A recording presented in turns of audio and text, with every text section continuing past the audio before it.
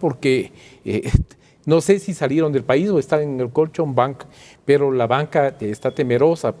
Acaba de renunciar el economista César Robalino, no sabemos la razón, pero es muy preocupante porque él ha puesto sus condiciones para seguir al frente, tanto a la banca como al sector Estado, ¿no? ¿Cuáles son esas condiciones? Bueno, que se respete por lo menos lo que corresponde a lo que las garantías que debe tener el usuario de la banca, ¿no?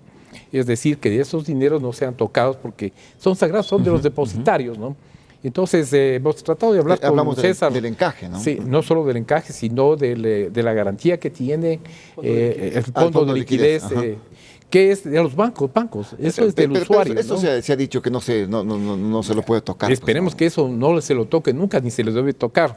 Pero de todas maneras, cuando hay nerviosismo, la gente empieza a retirar el dinero de los bancos. Y eso ocasiona un problema gravísimo, porque al no haber depósitos no hay crédito. No es que se cerraron los créditos por fin de año, eso no tiene nada que ver.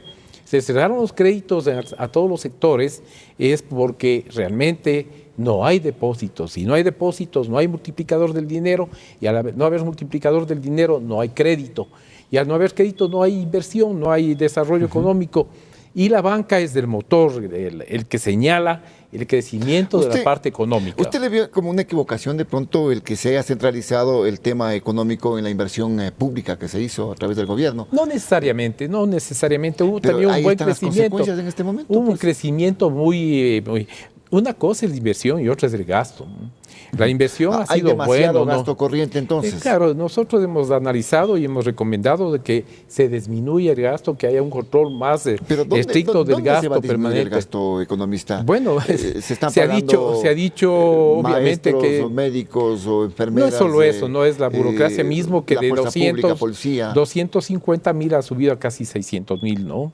Entonces esto es un crecimiento bastante significativo. ¿De 250,000 empleados, dice usted? Sí, a 600. No me parece que es tanto. Ese es el dato, ¿no? Ese es el dato, esa promoción. Creo que es 500,000. 600,000 tenemos nosotros el dato último dado por el Banco Central, ¿no? O sea, claro que dentro de eso está todo lo que es de Fuerzas Armadas, Policía Nacional, o sea, seguridad. Claro. También está la parte de médicos y todo. Pero también hay un poco exagerado el crecimiento en el gasto, ¿no? La inversión sigue siendo buena porque la inversión genera empleo, genera contratos al sector privado y eso genera más bien crecimiento. Claro, dinamiza la economía, sí, pues en este caso. Definitivamente hay un dinamismo. Si no hay, este dato se está probando, no hay inversión en el sector público, empieza a caer toda la economía. ¿Algo estamos diciendo nuevamente. Economista Rodríguez. Nuevamente vemos ahí. Yo le dejé que habla Jorge. Lo único que quería decir yo que habiendo dinamización en la economía por el sector privado y por el sector público genera un crecimiento casi automático del sector privado. Bueno, y se vienen otros elementos, pero nos toca hacer un primer corte en la programación de Frente al Personaje. Nuestros invitados, el economista Jorge Rodríguez, el ingeniero Henry Yandón y el economista Víctor Hugo Albán, analizando las perspectivas y parámetros económicos del año 2015 y los vistos para el año 2016. Vamos a hacer el paréntesis y retornamos.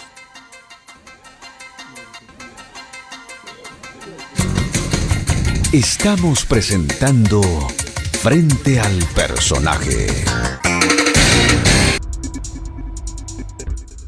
Inicio de espacio publicitario.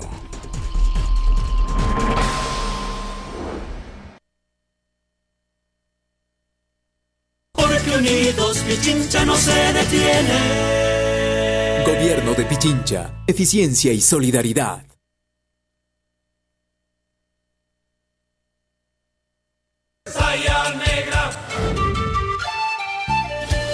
Más de 500 años de sobrevivencia musical. Tú sabes cuánto te quiero. Notas y ritmos que han sido transmitidos de generación en generación.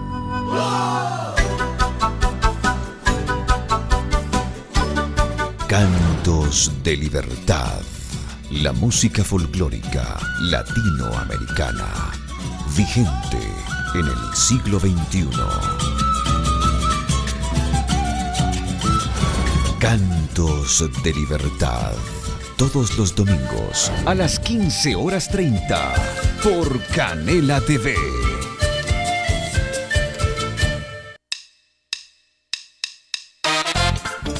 I wanna love you. Oh yeah! This is Hotel California. Elton John, sorry, seem to be the heard word. Where did you sleep last night? Oh my I'm God. Pledged in New York. Demasiado piqui, piqui, piqui, piqui, piqui. Demasiado piqui, piqui, piqui, piqui, piqui. Si yo le salgo por la izquierda, se va para la derecha. No sé lo que le pasa conmigo, ya no quiere bailar. Por Canela TV.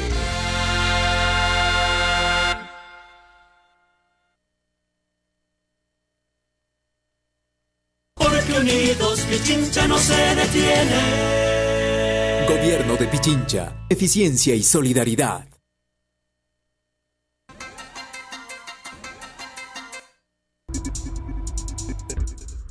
Fin de espacio publicitario.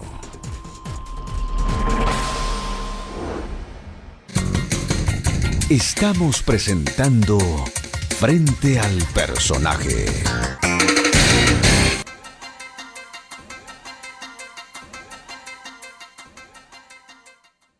La situación económica del país, el análisis que hacemos con nuestros invitados, el economista Jorge Rodríguez, el ingeniero Henry Yandún y el economista Víctor Hugo Albán.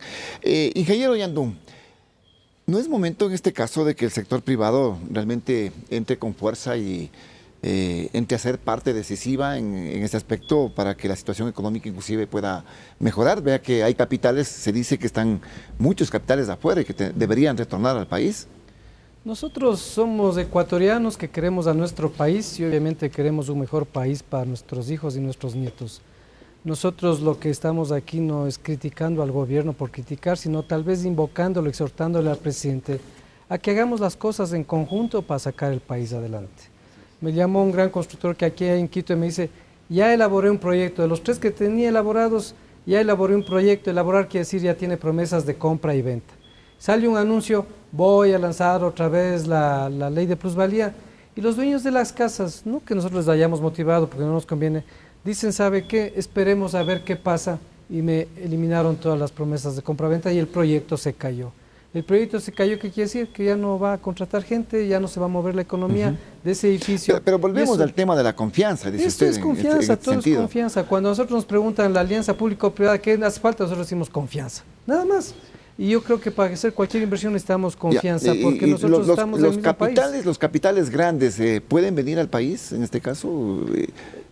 Inversión fuerte, digamos. Usted decía que pueden entrar capitales para hacer otro tipo de proyectos con los gobiernos autónomos descentralizados, pero capitales fuertes... Hay que reconocer que en el Ecuador no creo que existan megacapitales en el extranjero de ecuatorianos que puedan traer acá. Yo no creo que existe eso, habrá 2 o 3 excepciones. La mayor parte son capitales medianos o grandes que sí podrían entrar en este tipo de proyectos, porque es interesante mover al dinero hay que moverle para que produzca. Pero obviamente cuando se tiene un capital se ve a dónde se va a invertir. Por eso yo decía que cuando hablábamos en la asamblea que tienen que ser decisiones pragmáticas, no dogmáticas, porque con los mismos títulos hay la alianza público-privada en Colombia, en Perú, en Chile. Entonces la gente que quiere invertir solamente compara y dice dónde tengo más credibilidad, más confianza, dónde hay un candado de las leyes, y se van allá. Y entonces pero Ecuador no es, digamos, un país de oportunidades para invertir. Yo creo que hay sí. sectores importantes, lo que usted representa en este caso, la propia construcción, ¿no? Sí, nosotros, por ejemplo, el sector turístico. Hay un déficit de 700,000 viviendas de viviendas en el Ecuador. Cada año se generan 80,000 nuevos hogares en el Ecuador. Y todos los préstamos del BIES apenas equivalen a 23,000 viviendas, o sea, 700,000 de déficit, 80,000 nuevos hogares, y todos los préstamos del BIES apenas son 25,000 nuevas viviendas. Es decir, que en la vivienda hay una tremenda oportunidad, pero para eso realmente necesitamos que haya proyectos, que haya leyes que ayuden. Por ejemplo, ahora salió que tal vez van a subir el impuesto predial. Ayer ya le mandé una carta al alcalde, decir, vea, es absurdo que ahorita hablen de más impuestos. Más impuestos es como decirle a un anémico que le va a sacar la sangre. Ahorita las empresas tienen un problema de liquidez. Hay muchas empresas que tienen que reunir plata para pagar este impuestos. proyecto es del municipio de Quito, ¿no? Claro, pero claro, de subir el impuesto predial. Claro, por eso digo, no solamente no estoy hablando del gobierno central, sino de todo el mundo. Pero de alguna forma habrá que financiar la obra pública. Siendo más eficientes, fomentando más construcciones, generando que se haga más rápido hacer edificios, entonces va a haber gente que aporte más, pero no a los que existen. Tratar de subirles el impuesto a la predial, cuando hay gente que se está quedando sin trabajo. O sea, ¿de dónde van a pagar esta gente? Yo ayer estuve en Loja, donde un señor que tiene que ver con una ferretería decía, estoy recaudando plata para pagar el anticipo de impuesto, pero no tengo plata para pagar los empleados. ¿Debería haber una revisión, en este caso, del sistema tributario? El sector de la construcción. Porque he escuchado a algunos empresarios que están pensando en esto, ¿no? En el tema del anticipo del impuesto a la renta, que hay que hacerlo. Es que mire lo que pasa, Osvaldo. Muchos constructores están siendo impagos, o sea, el gobierno les debe mucha plata. El mismo gobierno ahora ya reconoce. Hace 3 meses no reconocía que nos debía plata. Y el mismo presidente dice, por favor, ténganme paciencia, para enero les voy a pagar a muchos de estos. ¿Y qué pasa con esos constructores que tienen que pagar al IES? Porque si no pagan al IES ya es un delito penal. ¿Qué pasa con ellos que tienen que pagar impuestos a la renta? Entonces, ahí no somos muy coherentes porque hay un problema. Bueno, lo del IES sí es de los trabajadores, pues, de los empleados. Pero ¿y si no le pagan a usted, con qué paga esas cosas? Pues que se reduce el personal. Es que hay otro de los factores por lo que se reduce el personal, y esto es hablando con constructores, me dice, mira, a mí me debe el gobierno $7 millones. No me paga por 10.000 razones. Por último, el gobierno tiene razón, pero no me paga.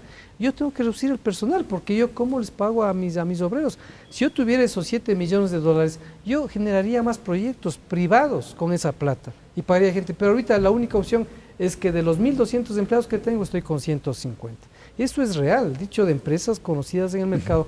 Por eso nosotros creemos que hay que hacer una unión entre los dos sectores pensando positivamente. Pero están llamados. El economista Rodríguez, ¿no se ha abierto el abanico en este caso para hacer esa unión que plantea el ingeniero Yandún? Bueno, yo le digo que no, porque el bullying estatal, en la medida que pasa el tiempo, sigue aumentando. La necesidad del Estado... ¿Bullying a quién? Al empresario. Vea, lastimosamente hay que decirlo, el empresario se ha visto atosigado por los distintos estamentos del sector público que diariamente tienen una nueva regulación. Porque primero le cambian las regulaciones, segundo hay una mayor cantidad de empleados que hay que darles algún trabajo, que vayan justamente a las empresas. Se han establecido normas y disposiciones que cada vez nos hacen más difícil. ¿Cómo usted pretende, licenciado Morocho, de que si es que yo tengo dinero y quiero hacer una inversión en construcción, ¿cómo puedo yo pensar en meter dinero para la construcción cuando sé que no voy a tener demanda para mis productos? Porque si me estoy dando cuenta de que hay un achicamiento de la economía nacional, de que hay gente que se está quedando sin trabajo, de que hay gente que compró con anticipación vivienda, por ejemplo, veamos el asunto de departamentos, que también es preocupante. Aquella gente que tenía un cargo en el sector privado y que se endeudó en la compra de un departamento, usted camine por Quito, y usted va a ver en todos los edificios hay 5 a 10 letreros en cada edificio, se arrienda o se vende. ¿Qué significa eso? De que la gente comienza a desesperarse de lo que le va a pasar el siguiente año, si es que ya no tiene el problema de este año. Entonces, ¿cómo invierte usted en una economía que usted está dándose cuenta de que está achicándose, de que no va a tener la demanda suficiente y que se vuelve bastante complicado? Entonces, el deseo de invertir, por más que tengamos la buena voluntad del sector privado, pues primero vemos qué le pasa al país. Y si es que entramos en un periodo lo que es más grave, entramos en un periodo eleccionario. Es un año muy complicado. Se vuelve más complicado. Claro. En la parte política va a haber la lucha. Vamos a tener 8 o 10 candidatos. Por eso que el 2016 va a ser un año complicadísimo, claro, en la parte económica. Pero el gobierno, ahora, aquí el miedo que a mí me da es que el gobierno, para quedar bien en el último año de Rafael Correa, se provea de fondos copiando básicamente lo mismo que hicieron la semana pasada con el campo petrolero tan importante que significaba para el Ecuador. Porque si hacemos eso, nuevamente le vamos a dar fondos, vamos a financiar el presupuesto del Estado, pero en cambio la situación se vuelve absolutamente preocupada porque el futuro del país no se ve nada claro. Usted dice está hipotecado el futuro del país. Evidente. Estamos totalmente endeudados. Así sería el tema. Ahora, el sistema que nos rige, en este caso, la dolarización.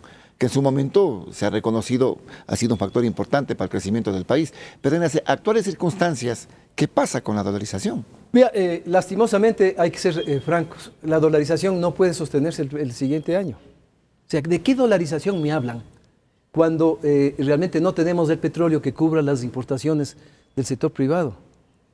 Pero solamente analicemos eso.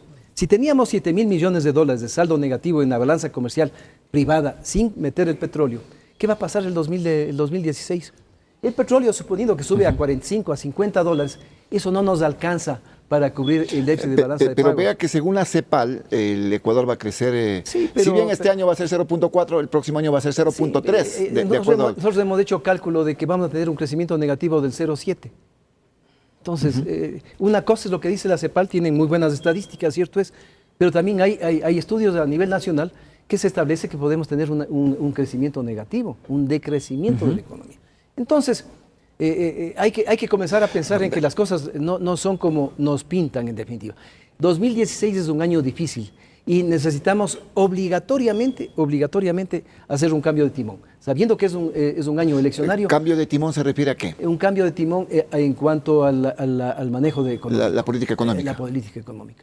Ya acaba de llegar el vicepresidente de la República de la China. Ya dicen que nos van a hacer un depósito de 2.500 millones cuando nos dijeron 7.500 hace algunos meses. Ese dinero no llegó, llegaron 80 millones de dólares. Entonces la situación se vuelve bastante complicada. Yo creo que el diálogo tiene que ser más profundo. Yo creo que en este momento el presidente de la República tiene una obligación adicional, en que no es solamente reunirse con los banqueros, no solamente reunirse con los dirigentes de determinados gremios de las profesionales, de las cámaras. El presidente de la República tiene que decir, señores, primero decirnos, cierto es, hay una crisis del 2016. El año es completamente complicado. El decirle, señores, quiero que me ayuden, oposición y no oposición. El Ecuador es uno solo. No podemos seguir cavando una diferencia entre los unos y los otros. ¿Usted se acuerda del pacto de Moncloa de España, más o menos? Algo parecido de eso, sí. En donde haya una participación mayoritaria. Y los que se creen candidatos a la presidencia de la República, que vayan despacito. No es cuestión de tener realmente en este momento una lucha intestina entre los unos y los otros. Y decirle al gobierno, calme a sus ministros. No les obligue a que garroteen a la población ecuatoriana. En definitiva, comencemos a conversar. Tanto los del gobierno como la oposición tienen que comenzar a pensar de manera distinta. Caso contrario, la situación se vuelve absolutamente bastante complicada. Y casi inmanejable. Economista Albán, hablábamos de la dolarización. El economista Rodríguez dice que sería complicado sostener un proceso de dolarización el próximo año. Bueno, vamos a seguir con la dolarización. Lo que va a haber es, digamos, un crecimiento. No va a haber crecimiento, va a haber crecimiento negativo. Lo que sí va a pasar es de que por mantener una balanza comercial no equilibrada, sino por lo menos con un déficit muy grande, van a tener que poner más trabas a las importaciones. Porque lo que se ha dicho acá y estamos totalmente de acuerdo todos es que hay mucha importación. Somos grandes compradores, no tan eficientes vendedores. Y obviamente ¿por qué razón, lo que salvaba... ¿Por qué no somos eficientes vendedores? O sea, porque no tenemos nosotros ¿qué somos? ¿No somos que competitivos entonces? No somos competitivos, lamentablemente, y eso se ha analizado largamente. La razón por la que no somos competitivos. Se pusieron las salvaguardias para dar un aliento, un aliciente al sector productivo, pero se pusieron sin un estudio, sin un análisis, digamos, realmente que sea ventajoso para el productor. Le pongo un ejemplo que es del típico. Al norte del país, entendiéndose la provincia de Imbabura y parte del Carchi, hay las grandes hilanderías. Nosotros estábamos ya trabajando con tela terminada. Hoy estamos nuevamente exportando tela cruda.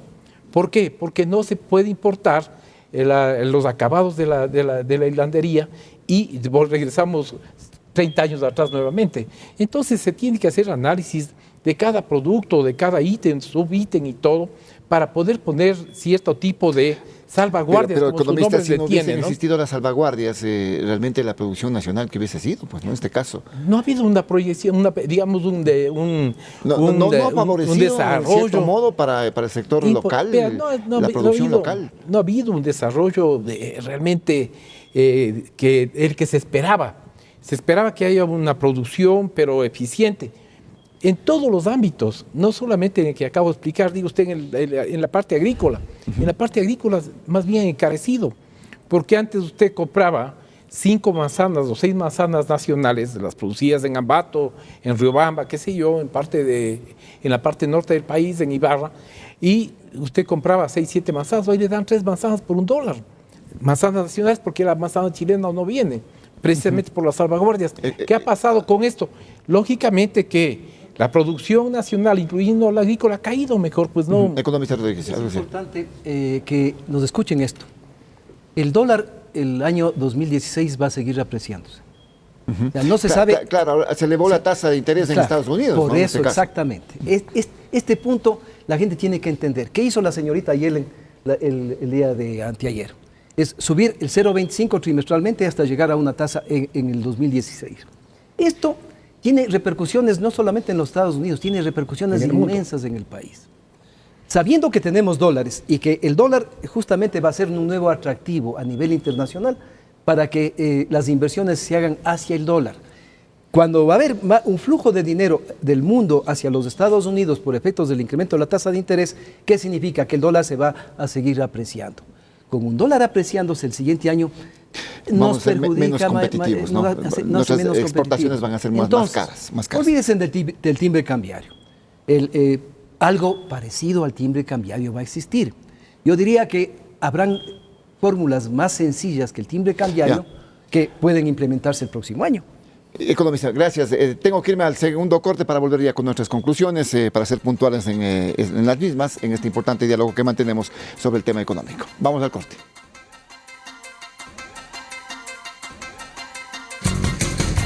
Estamos presentando Frente al Personaje. Inicio de espacio publicitario.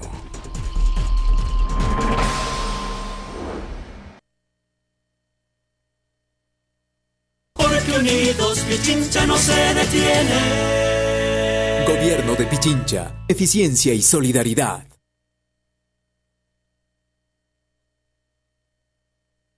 El Consejo de Regulación y Desarrollo de la Información y Comunicación, Cordicom, presenta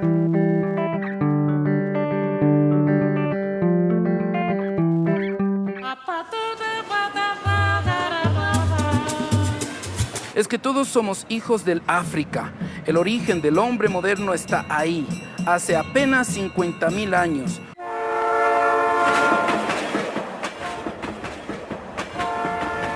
Bueno, esta ya es la horma de sal terminada. Ay, mi juncal, tierra querida. Ay, mi juncal. Echar a la tristeza, vamos caminando hasta llegar. Sábado 12:30. Contarnos.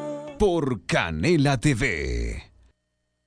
Bueno, nosotros en este sentido estamos menorando el químico porque es bastante dañino para la salud. El beneficio es estar sanos, dispuestos para poder trabajar más. Nadie nos ha dado esta oportunidad, o sea, los beneficios es de mantener a mi familia, eso es lo mejor. Sabe de verdad, no tienes un químico por ahí medio feo. Por Canela TV. Porque unidos Pichincha no se detiene. Gobierno de Pichincha, eficiencia y solidaridad.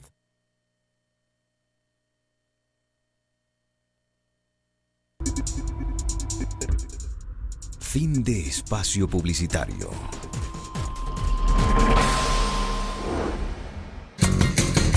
Estamos presentando Frente al Personaje.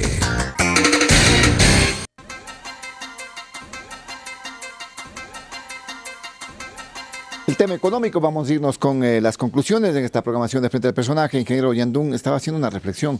El próximo año puede mejorar, hay algunas cosas importantes que se vienen. Entran en funcionamiento hidroeléctricas, hay el tema también del metro para Quito y otros proyectos que se están planteando que podría ser un aliciente, digamos, en la parte de la productividad y la construcción también, ¿no? Nosotros creemos que sí puede haber atenuantes para la crisis. La una es la construcción del metro. de las plataformas, de estos cable vías que van a existir, siempre y cuando exista una actitud y una predisposición a utilizar servicios y productos nacionales, porque caso contrario, todo este endeudamiento del metro no sacaríamos nada si todo el dinero se va a salir del país. Hay la predisposición del alcalde y de las autoridades de que cada vez se consuma más, pero no existe un número. Inclusive en la ley de alianzas público-privados dice que se procurará que haya servicios y productos nacionales, pero no existe ningún número. No hay una obligatoriedad en este caso. Que otros países sí existen, ¿no? Les dicen 30%, 40%, y eso hace que la producción nacional se genere. Pero yo creo que eso puede ayudar. Nosotros estamos presionando también al municipio que apure con el tema de la aprobación de proyectos, porque aunque haya menos proyectos, hay muchos proyectos represados que sí están financiando, pero que el municipio todavía no termina el deber de que se acelere la aprobación. Existen alternativas. Hay oportunidades, hay chances, pero siempre yo insisto en que tiene que el gobierno bajar un poco, tener un poco más de humildad, saber escucharnos, porque hace un rato se habló de las salvaguardias. Muy bien, eso hay que saber escuchar. Muchísimas gracias. Economista Rodríguez, le decía lo de las hidroeléctricas, son 8 hidroeléctricas, habrá un ahorro para el Estado, se ha dicho mucho, se ha hablado sobre esto. La refinería está entrando también en funcionamiento, me refiero a las Esmeraldas. ¿Hay alternativas? ¿Hay esperanza, digamos, en este caso? Bueno,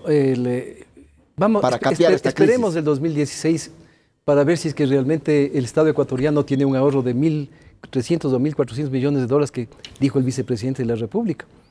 Pues lastimosamente tendremos noticias un poco magras.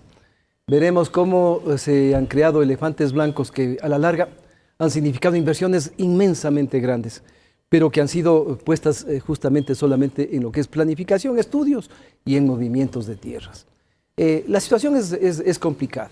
Yo creo que es fundamental en que hagamos lo que usted dijo hace un ratito, el pacto de Moncloa, hagamos un pacto de Quito, en donde podamos conversar entre todos realmente lo que nos queda el 2016 para efectos de ponernos de acuerdo en varias acciones que tienen obligatoriamente que tomar. Gracias, economista. Economista Albán, en la conclusión. Mire, es importante que nosotros, como economistas, demos tranquilidad a la comunidad. Yo creo que la dolarización se mantendrá en el 2016 y mucho más adelante todavía.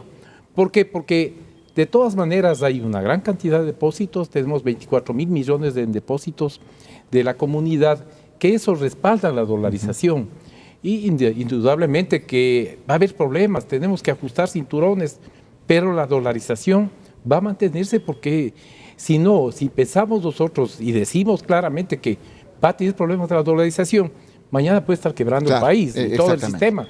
Entonces yo considero de que debe aclararse que sea cual fueren los movimientos económicos, sean positivos, que tengamos problemas, la dolarización debe y tiene que mantenerse. Muy bien, muchísimas gracias a los distinguidos invitados a esta programación. Ha sido importante escuchar sus puntos de vista al respecto y en este sentido pues también orientar a la ciudadanía. Se vienen momentos difíciles, meses difíciles, pero como se ha señalado por parte de algunos panelistas, realmente pues es una oportunidad para salir de esta crisis, lógicamente, y también hay que saber cómo vamos a hacer, cómo vamos a capear. Ojalá que se den estos temas también de acuerdos, de diálogo, de apertura, que es lo fundamental. Muy bien, estamos llegando a la parte final, volveremos la próxima semana con nuevos invitados y un nuevo tema. Mientras tanto, este fin de semana, pues que lo disfruten. Felicidades.